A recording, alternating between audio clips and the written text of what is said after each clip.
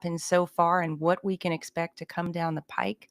Before we talk to him, let me read the scripture of the day. It's First Thessalonians chapter 2, verses 1 through 2. And it says, "My dear brothers and sisters, it's obvious that our ministry among you has proven to be fruitful.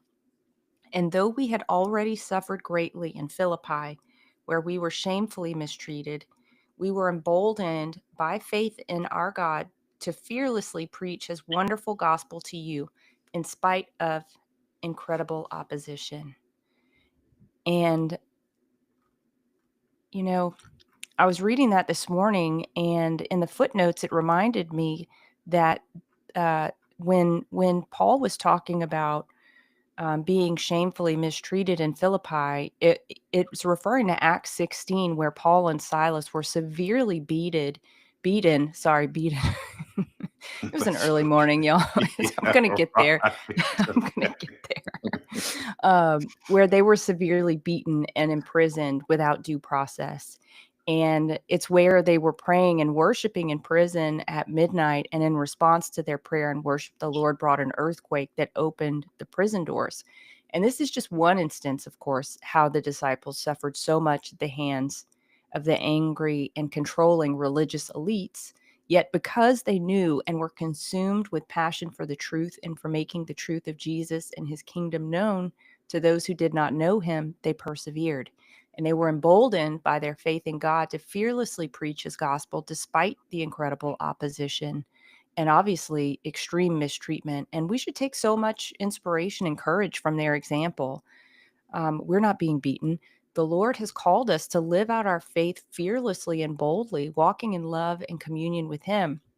And as Hebrews 10 says, we're not those who are held back by fear and perish. We are among those who have faith and experience true life.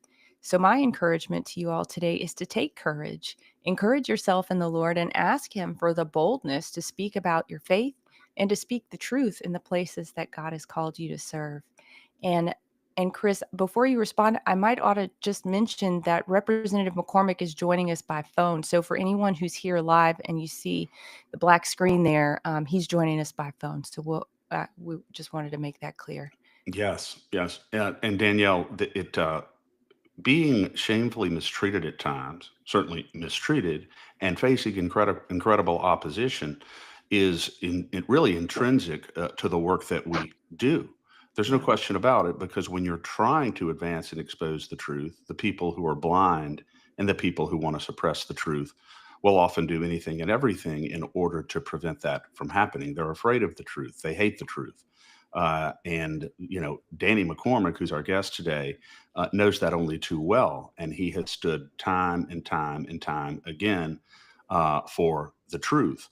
And, he really doesn't need any introduction from us this morning, particularly not now, because his name has become known very broadly just over the past week for standing up for Louisiana citizens with regard to this carbon capture sequestration racket. And he has truly been a light in what many would say is a den of darkness.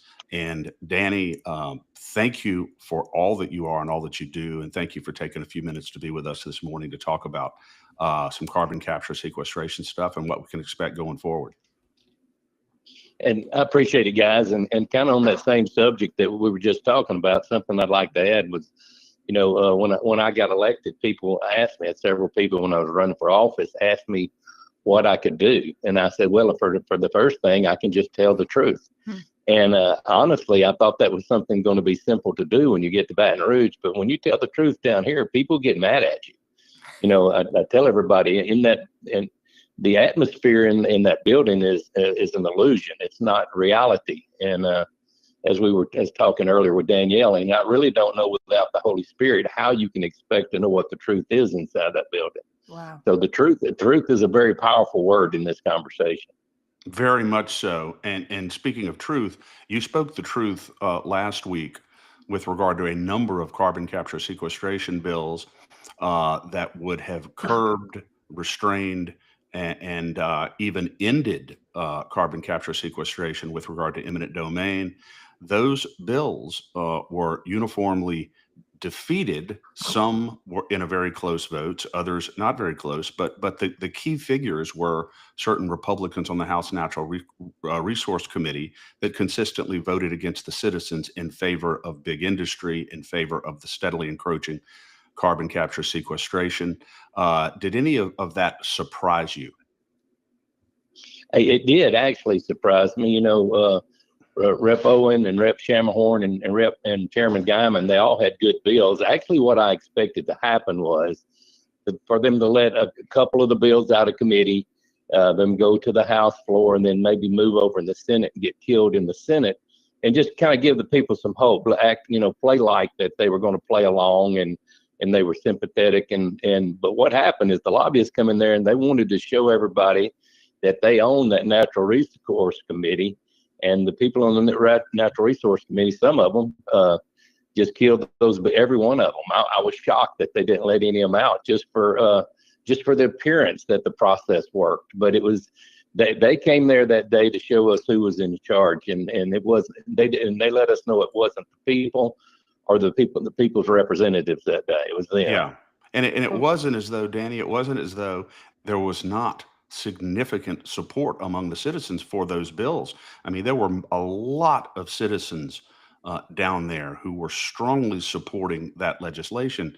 It would have been hard to interpret that if I was sitting up on that committee in any way other than the people in Louisiana do not want this carbon capture sequestration imposed on them.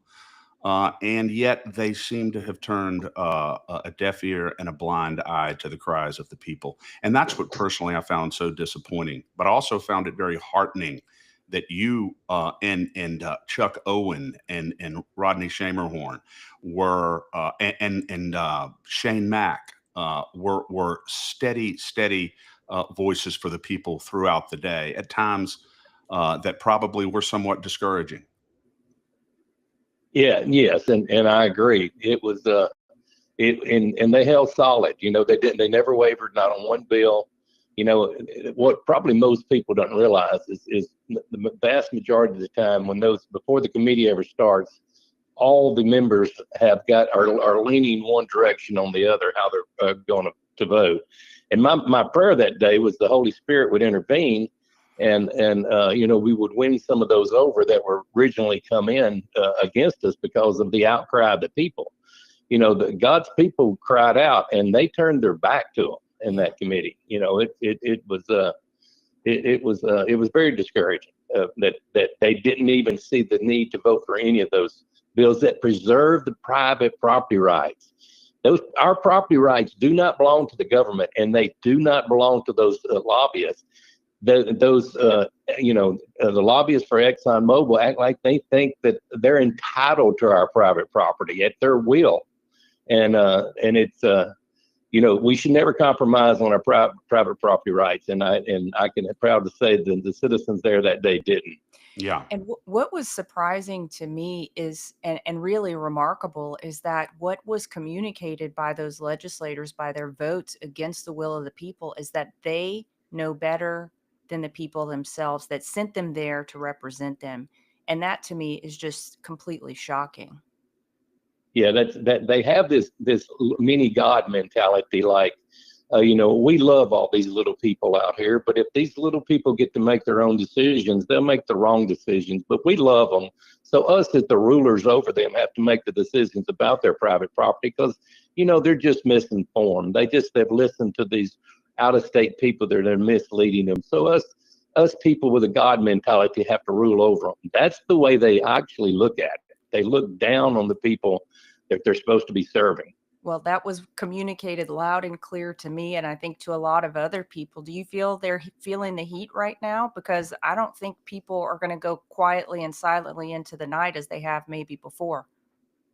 They have been extremely, extremely crucified by the people. I mean, the people have, it's like I said, it's hard to believe they're so disconnected from the people they represent. And there are two or three of them that have been hammered, and the grassroots is working. I tell everybody in this building, people only move because of pressure.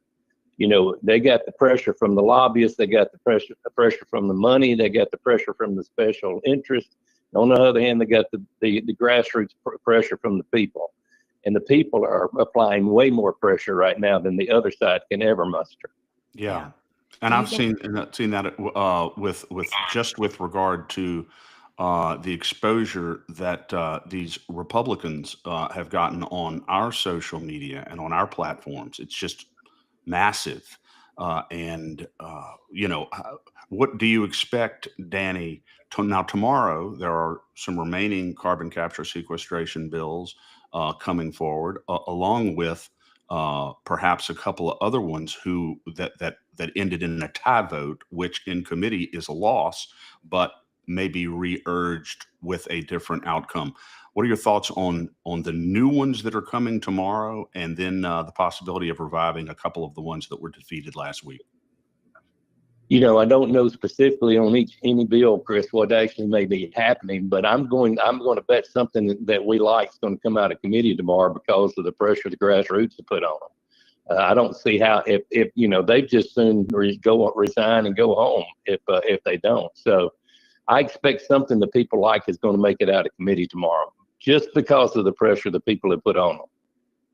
Awesome. Well, we certainly hope so. And Chris, I know you'll be down there passionately testifying on behalf of the people, on behalf of the voice of the people. And Representative McCormick, you have any bills that'll be heard tomorrow? I do. I have 3 carbon capture bills going to be heard tomorrow. One makes it illegal completely in the state of Louisiana. I have an amendment proposed that makes it illegal under private property, just in case there's, I know there's some landowners that have tens of thousands of acres of land. I'm actually, my intention is to meet with the grassroots people before the meeting tomorrow and say, hey guys, let me tell you what I got. I got this bill that makes it illegal in Louisiana. I've got this amendment. Let's talk about it, get some feedback from the grassroots before the meeting starts, and see if they would like me to put the amendment on there or not. When I went to Allen Parish and there was several hundred people there, I told them as long as they wanted to fight, I'd stand beside them and fight. So I want to give the choice to them. I want to discuss my strategy with them about putting that amendment on there and let them make the decision. I want them to know that I'm still going to stand there with them, along with their state reps, and fight for them. Well, I Yeah. love that bill because I think it just nips the whole thing in the bud whenever we all who have eyes to see and ears to hear know that this is a racket that is being paid for on our own backs. Right. Exactly. Some people, I agree with Danny, that. said that some people say, Danny, that these Republicans who betrayed the citizens are beyond redemption at this point. Some people say that. My own view is that they're not. Maybe they're beyond full redemption, but they're not beyond partial redemption, and they have an opportunity to revive their credibility if they do the right things tomorrow, and hopefully they will. And that's where we are. We believe hope springs eternal. And if they go in there and do the right thing on these remaining bills, I think they could go a long way in salvaging their political careers, because right now I would say they hang in the balance. And I agree with that, Chris, 100%. We all make mistakes, and when we make mistakes, we as Christians, we have to own them, confess them, and make them right. So you'll know if they've seen the light or not by whether they completely turn and go the other direction, and change their opinions. Their opinion, because right now, Danny, the only light that at least they've seen since last week is the headlamp of an onrushing freight train, which is the voice of the citizens of this great state. So we appreciate beyond words what you are and what you do. You're truly a light for many others in the legislature. And just to bring a lot of hope to a lot of citizens. And we're going to be there tomorrow, standing strong by you, and look forward to a positive outcome. You bet. That sounds great, guys. I sure appreciate y'all.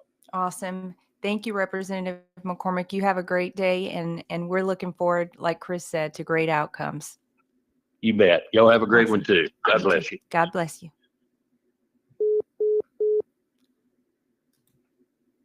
Well, Chris, we have a busy week, but do you want to talk first maybe about what happened yesterday on the House floor? Yeah, we're supporting HB 590, Representative Annie Spell. It's her bill that will strictly prohibit any foreign donations on to ballot propositions, constitutional amendments in Louisiana, pro or con. It really is a sort of a complementary bill to Blake Miguez's bill of a couple of years ago that prevents any kind of NGA or foreign money going into the coffers of election officials, but this one is broader, and this bill will prohibit any financial connection between foreign entities or illegal immigrants and our campaigns and our elections. And it's really, really important to keep them clean and to make sure that the people who are participating in the process may legally do so. So it's a very good bill from Representative Spell, and it passed on the House floor yesterday.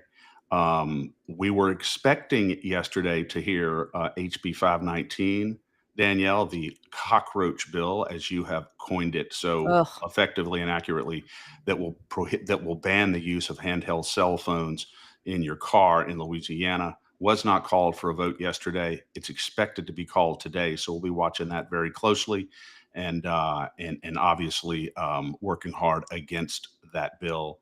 Um, and so the main those are the main things from yesterday, and we've Yeah, got and some. I can get into Chris if you want Yeah, what we're expecting to come down the pike in terms of committee hearings as well.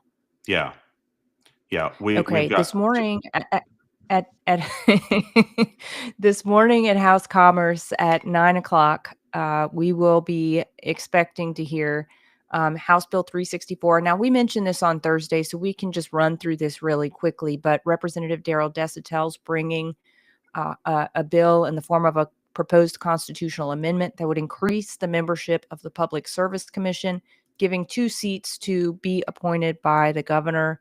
Obviously, we're opposing that. That will be coming up this morning. And Chris, I don't know if you have anything you want to add to that one.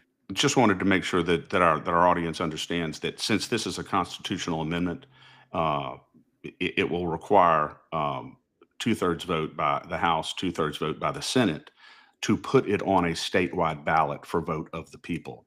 So ultimately, the people will have the opportunity to decide whether or not the Constitution should be amended to increase the size of the Public Service Commission and allow the governor to appoint the 2 additional members. I don't think it's going to bode well among the citizens of the Mm-mm. state, but it will not result in that law if it passes both houses this session. That just means it's going It'll to go to go on the ballot. statewide ballot, right? Great. Yeah, great point. Okay, and then one that we are viewing as very important for this session and praying for a different outcome this time is House Bill 386 by Representative Raymond Cruz. We had him on last Tuesday to talk about it as gold and silver as transactional currency bill. Correct. And it will be, as you said, in House Commerce this morning. I plan to testify in favor of that bill. So important, Danielle, for reasons that we've already discussed. As a hedge against inflation, it will go a long way in increasing um, the economic freedom of individual citizens. And there's no reason why being able to use gold and silver as transactional currency should not be an option for Louisiana citizens. It's really, really important. And as you said, I'm hoping that there will be a different response in the committee this year. There's no doubt that the citizens of Louisiana want this option. Yeah, and I view this very similarly to the way I view the carbon capture bills in that a vote against this is a vote against the will of the people, period. I could not agree more, and I think that's a great parallel. And to be honest with you, now that people are aware of the bill, more so even than they were Yeah. last year, I think it could provoke a similar reaction if the committee, particularly Republicans on the committee, do not vote in favor. What's your sense of how that might go down, Chris? Commerce is a really big committee, if I remember. It's a very big committee, and hopefully the committee members are more educated this year than they were last year, because some of the questions that were asked by committee members last year suggested to me that they really didn't understand either the importance of the bill or what the bill will The actually point of the do. bill. The point of the Yeah. bill, which is to Yeah. work as a hedge against inflation and the steady devaluation of the dollar and to give people a greater option for their own economic security. I just don't understand why a Republican dominated committee would even have to seriously debate this, giving the people this option. Yeah. Well, it's because of the banking lobby. So I pray that there's a lot of patriots in that room this morning alongside you, Chris.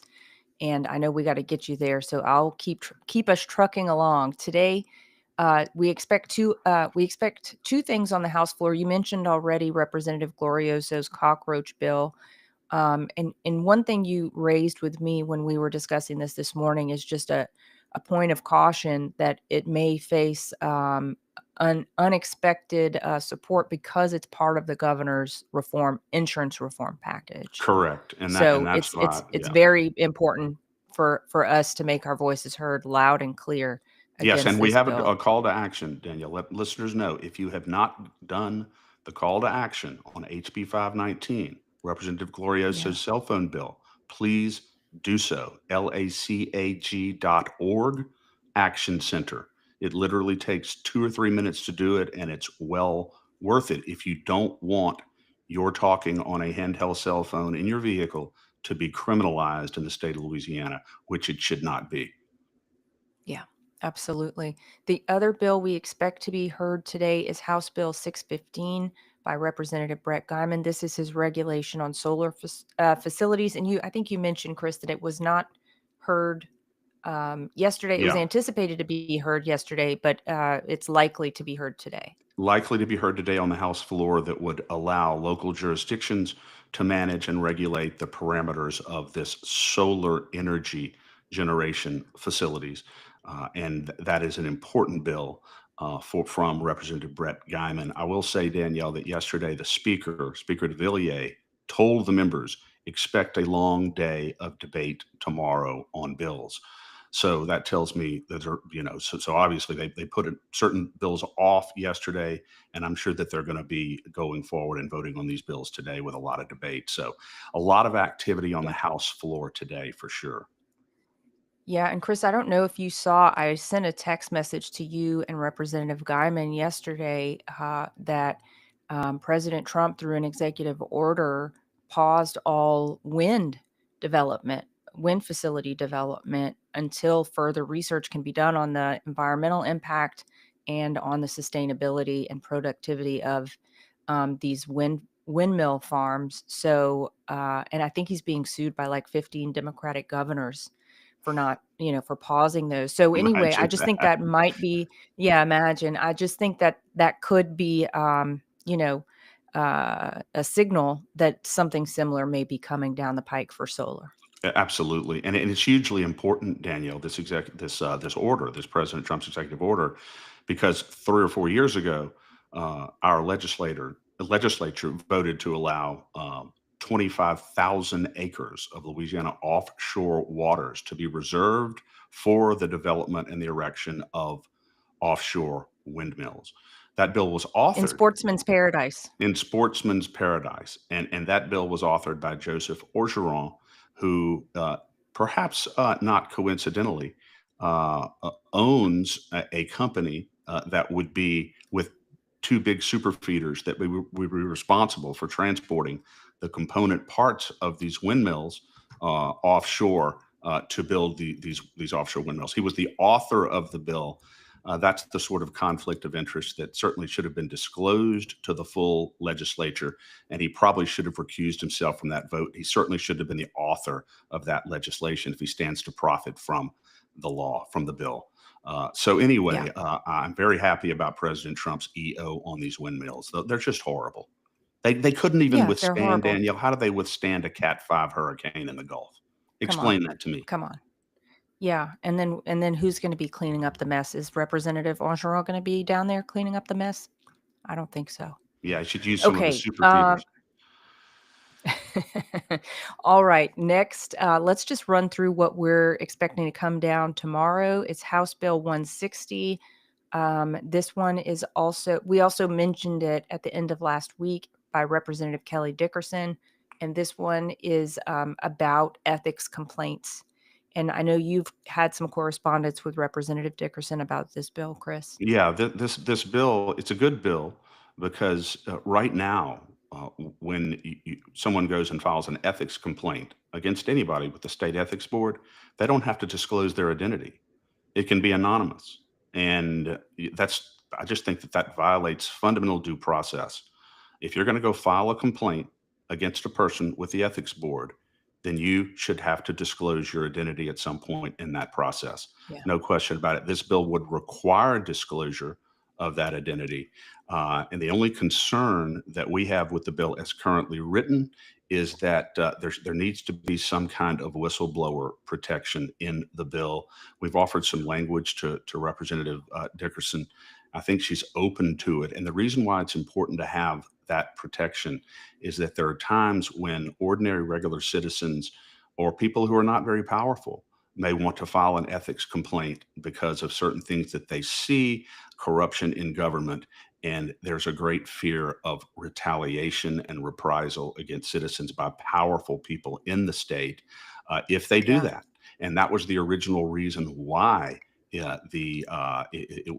was permissible to be anonymous when you filed a complaint. But so there needs to be protection against retaliation. There needs to be protection against retaliation against people who file these complaints. So hopefully House Bill 160 will be amended to include protection for complainants. Yeah, beautiful. If we don't see a good outcome on that one, I know we had some, I believe, Chris, last year, Representative McCormick, or maybe it was Representative Owen, brought a bill related to ethics that got shut down in House and Governmental Affairs. So we'll see. We'll see how people vote on this one. But I think the reps are put on notice. I think our legislators broadly are put on notice that people are paying attention, and people are mad as hell. People are mad as hell. There's no question about it. And they've never had less trust in their government. So the government, our representative, needs to bend over backwards to be transparent with voters at this point. Yeah. And one thing I was speaking with Representative McCormick about before we came on the show, Chris, was that, people in previous years may have let the legislature get away with this, may have let Governor Landry or whoever sits in the governor's seat get away with what's going on. But now they see how much President Trump's been able to accomplish in 100 days. And they're saying, wait a second, what is this, grinding of the wheels in mud and this political theater that's not serving me? It should be serving me, and it's obvious now that it can be serving me. So people are not going to tolerate it any longer. They're saying, look, if it can happen at the federal level, which is a magnitude of times bigger than the state of Louisiana better get on the ball. Yeah, we have no excuses, Danielle, and you're exactly right. Louisiana citizens are watching what's happening on the federal level, and they're saying, why are we not doing this on the state level? And we have the same question. So they're definitely feeling the heat at this point. And it's no longer going to be acceptable in the state, Danielle, for these leaders to project that they're doing something or create the impression that they're doing something when in reality they're not doing anything that's truly meaningful. That's no longer acceptable. Either you're going to do what's necessary to reform our government and return it to the people, or you're simply not going to survive politically in this state. And this vote on the carbon capture sequestration is a great example. Yep. Be faithful to the people or just pack up and go home. That's going to be the way I think the people react to this. Okay, I'm going to try and move as quickly, Chris, because I know you got to get in the car. House Bill 405 is also expected to be heard tomorrow. This is by Representative Matthew Willard. a Democrat, and he is bringing a bill that would require Secretary of State to prepare and publish information regarding changes in election law. So how is she implementing what they send to her office as a directive? Yes, and it's very important. It's a transparency bill. There are a lot of people, Danielle, particularly those who are promoting election security, who really don't feel like she's been very transparent with regard to what she's doing, how she's doing it, the stage of the process that she's in. And this is just, it's a very important that she be transparent, open, and communicate with citizens about what she is doing and how she's implementing the law. Yeah. And that bill will accomplish that objective. Yep. Now, tomorrow in Senate Judiciary A, we expect two bills to be heard that are pretty important, exceptionally important. This first one is, to me, the most important bill of the entire session. I think you share that view, Chris. Senate Bill 226 by Senator Valerie Hodges, and this would protect our critical infrastructure from foreign adversaries, inclusive of land, inclusive of voting machines. That's exactly right. It would prohibit any foreign adversary or anyone connected with a foreign adversary from acquiring any immovable property at all, anywhere in the state of Louisiana. It authorizes the Attorney General to enjoin any attempted acquisition, and it provides for penalties and attorney's fees as well. That's very important. There's no doubt that one of the ways these foreign enemies are trying to dismantle our infrastructure is by acquiring our immovable property. That's why this bill is so very important.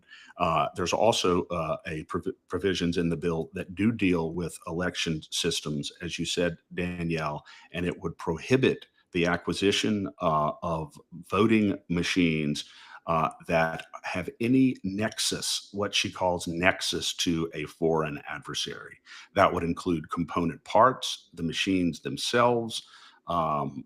We are not going to be in a situation where our voting systems or components in our voting systems are made or manufactured by or in countries that are enemies of the United States. It's just common sense.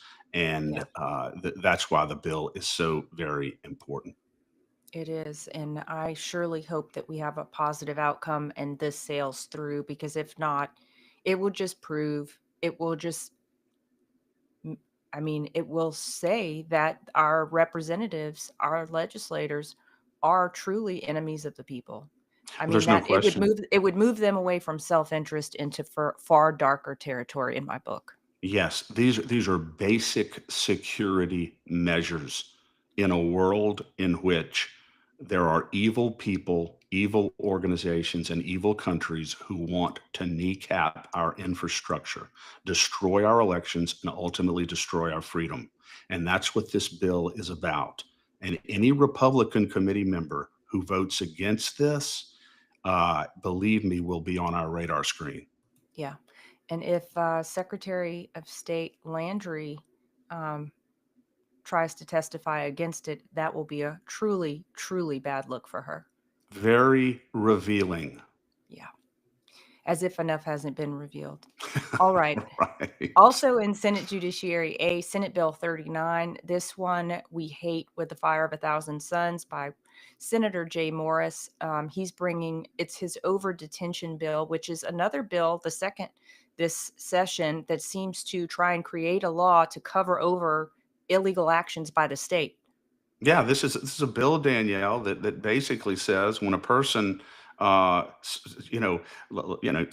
serves their time as an inmate, they commit a crime, they go to prison, and then their time at some point is served. And at that point, the state has the responsibility to release them. Their dues have been paid.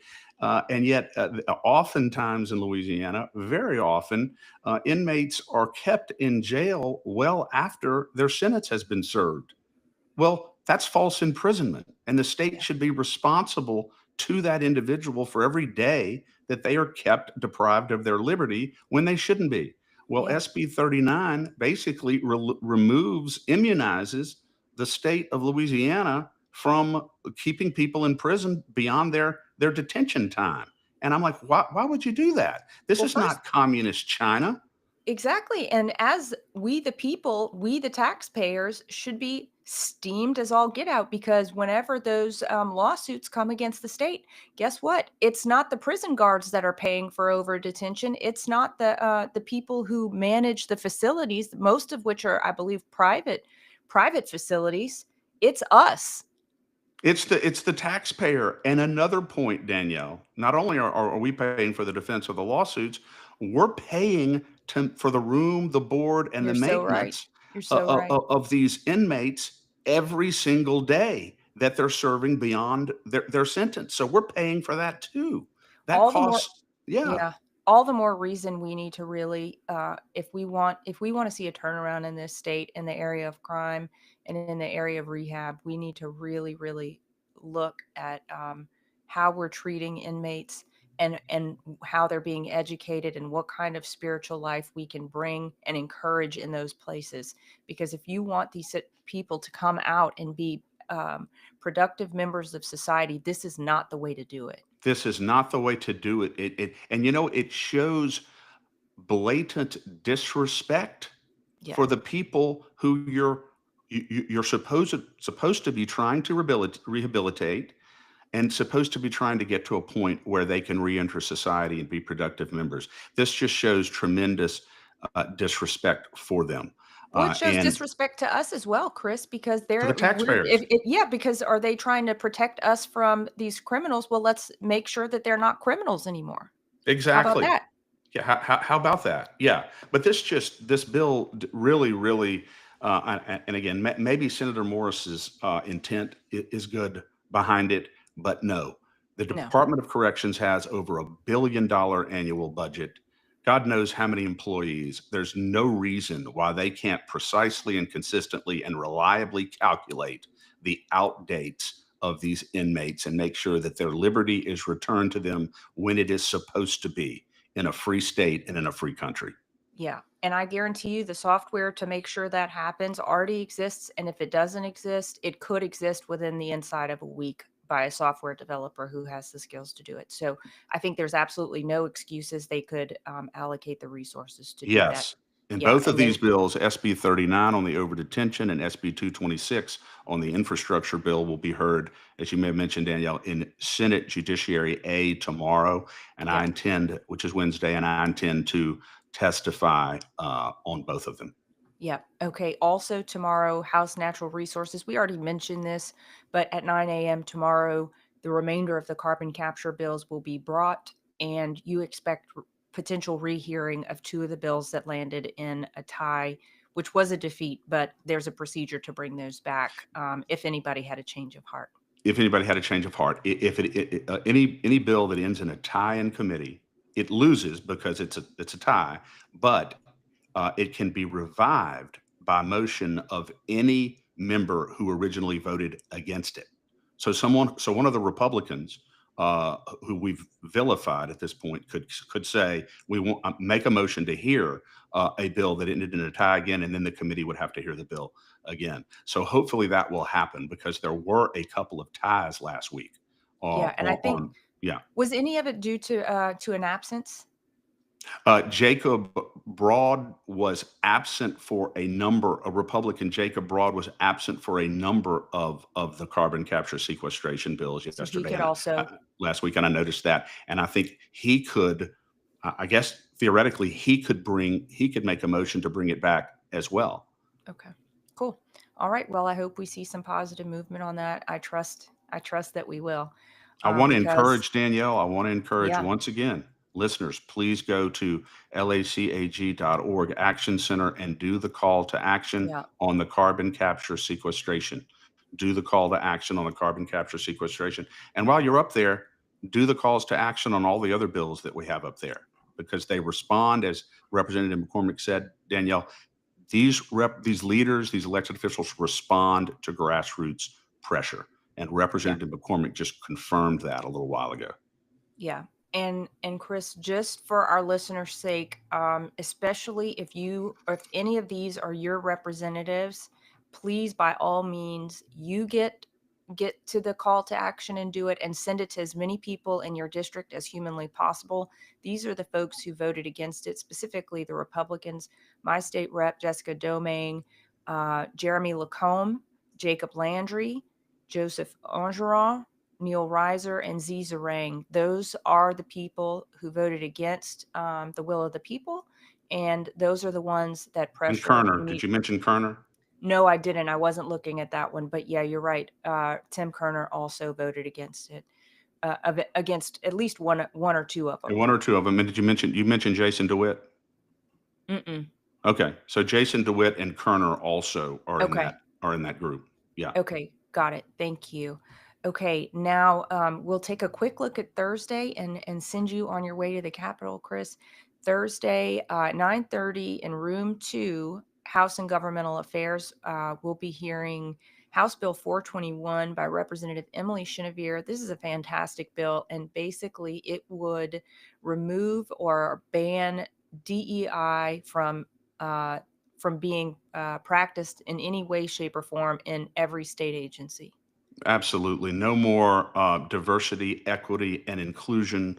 All of the radical leftist, Marxist Joe Biden policies are gone. We're going back to a merit-based system, and that woke criteria can no longer be used in hiring, in firing, in disciplining, or in promoting employees in the state.